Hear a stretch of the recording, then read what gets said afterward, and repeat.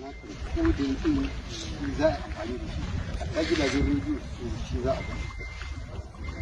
ba wanda ya ɗauki wani abu yana da damar ya ɗauka a cikin gidajen rediyo ba amma ba za a yi da wani ya zo ya rikodin